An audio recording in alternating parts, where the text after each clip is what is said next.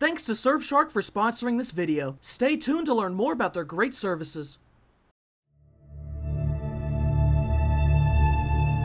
I have no idea what wuthering means.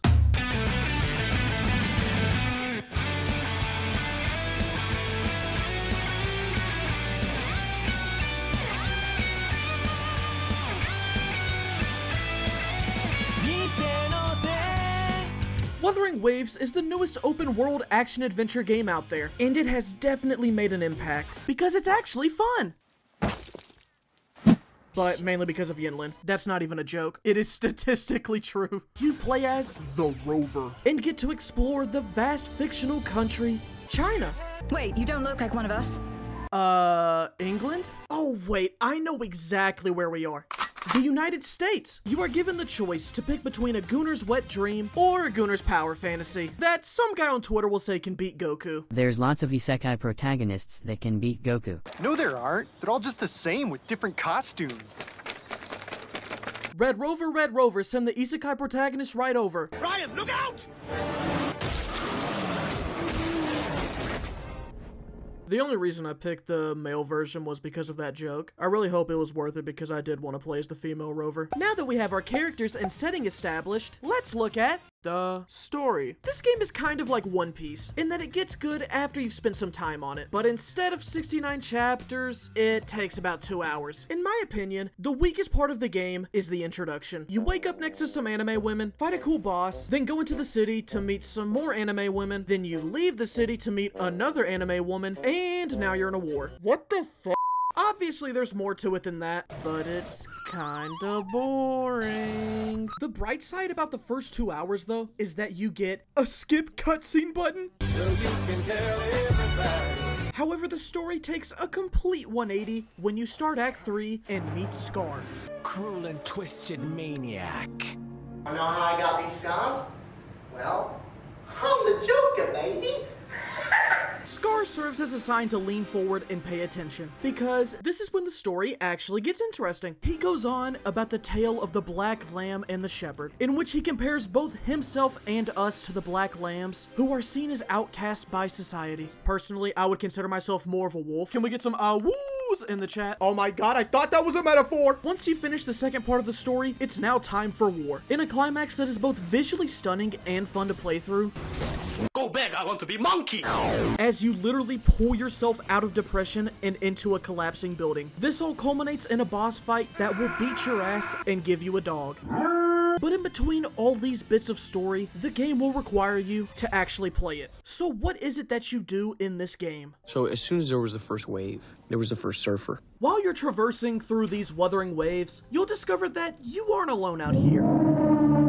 Oh my. Look, it's a surfing shark. You know where this is going. Surfshark VPN is an amazing service that allows you to play a trick on your current web browser. With Surfshark, you can make your browser think that you're actually in a different location, but in reality, you're back in the comfort of your own home in Insert location. This feature can be used to gain access to different streaming libraries like Netflix Japan, or you can even use it to change server locations for games like Genshin, Honkai Star Rail, and Wuthering Waves. So if you wanted to start a new account without having to lag or make a ton of Gmails, you should use Surfshark. Surfshark also helps protect your online data, and it makes sure that your location and internet history is not linked to your identity, so that way you can surf the web safely. And if you sign up for their Surfshark alert system, you'll be notified anytime your email or password is compromised. There's also no device limit, so you can have it on your phone, tablet, computer, TV, your parents' phone, your parents' tablet, or whatever. Go to surfshark.deal/MistahFeet so you can get a free 4 months of internet safety with Surfshark VPN. And if you're unhappy with the product, it comes with a 30-day money-back guarantee. So if you're looking to expand your Netflix library, make game accounts in other regions, or browse the web safely, give Surfshark a try using my code. Have a nice time surfing the online waves with Surfshark VPN.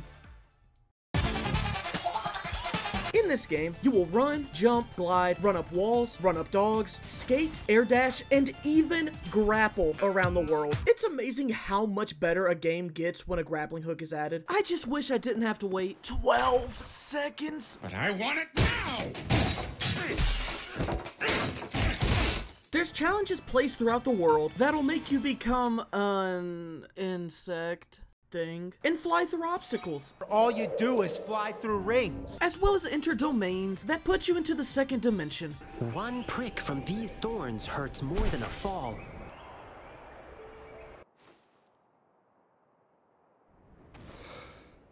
I don't think that's true. There's also enemies for you to fight. These can range from mysterious creatures named tacit discords to people.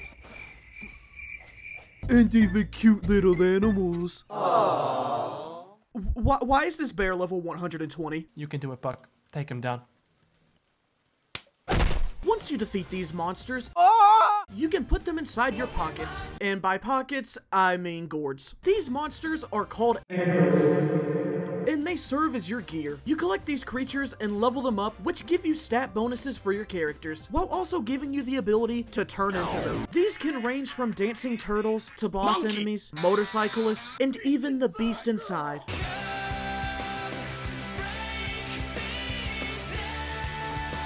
But if you want to collect these echoes, you will have to experience.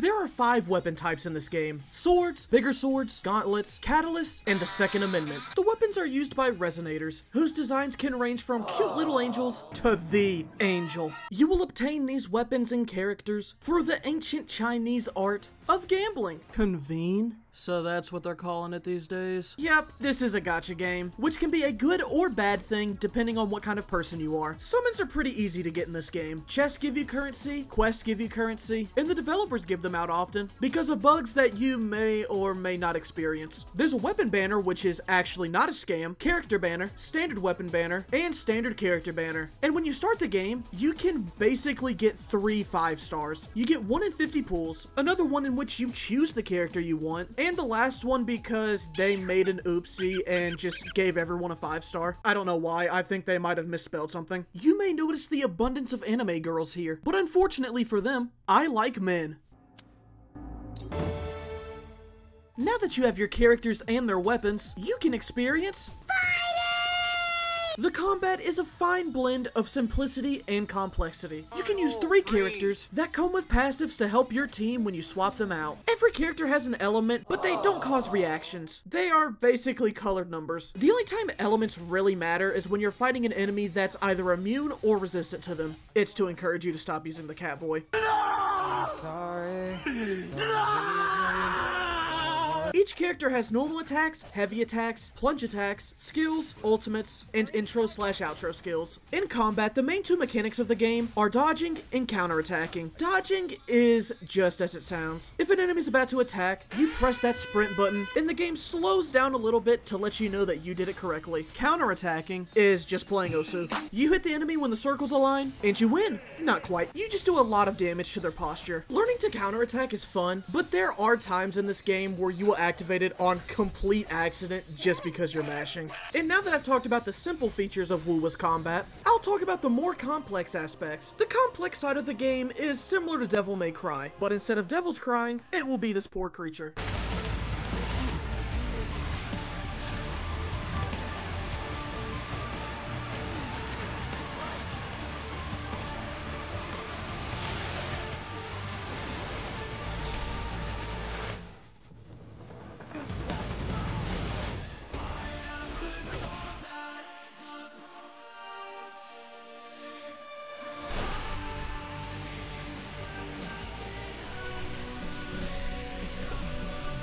I think I'll just stick to dodging and counterattacking.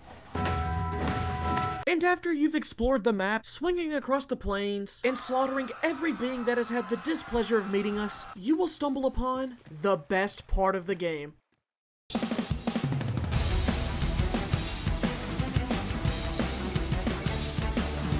In case you haven't noticed by now, this game is very anime, and the boss fights are here to make sure you know that. The boss fights are some of the most fun I've had in this game. Even when I'm out of stamina, I still find myself fighting them just because of how replayable they are. They're also here to provide the difficulty for the game, because you can't just steamroll them. The bosses range from Ghost Rider to giant monkeys, giant robots, angels, the camera, edgy isekai antagonists, and the camera again. They all feel unique, and each of them provide different forms of attacks for you to learn. learn, but it doesn't feel overwhelming. It's like learning the lyrics to a song. During your first fight with a boss, you won't know all of its moves, just like how you won't know all the words to a song. But as you keep fighting them more and more, you'll find yourself syncing up with the boss's moves, just as how you'll be matching the words with the singer, until eventually, you and these bosses can perform the tango together. These fights feel like more than just an excuse to get players to farm resources. These fights are the teachers of the game. Dodge! They will make you learn how to dodge. They will make you learn how to counterattack, no matter how many times you say, "How the f*** did I not time that?" Fighting the smaller enemies is almost like an entirely different game, since you can just combo them infinitely and mash without thinking. But these beasts will beat you down until you learn to embrace the anime.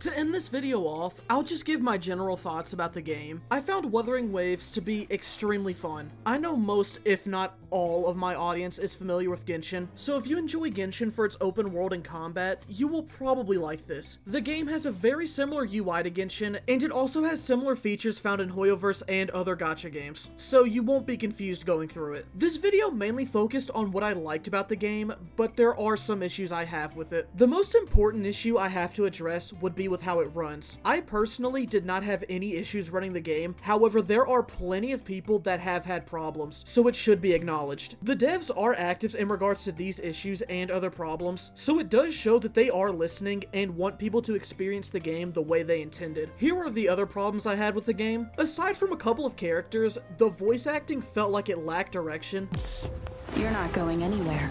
Most of the music tracks did not feel memorable, and I was not interested in a lot of the characters' designs or personality. Also, the game will shred through your resources, and personally, I wish that all the bosses did not cost 60 stamina to use. The combat is the main reason I enjoy the game, and I think that it will be the main selling point for most people. From where I'm currently at, I can say that the worst part of the game is the first 2 hours. But once you finish the first part of the story, the game lets you explore, and that's when you can experience the best parts of the game and have fun. So if you want my honest opinion, I think you should try the game. It's free, there's no reason to not try and form your own opinion, besides storage. But I still do have one last issue. I still don't know what wuthering means. Oh, and try Surfshark using the link in the description. Tell me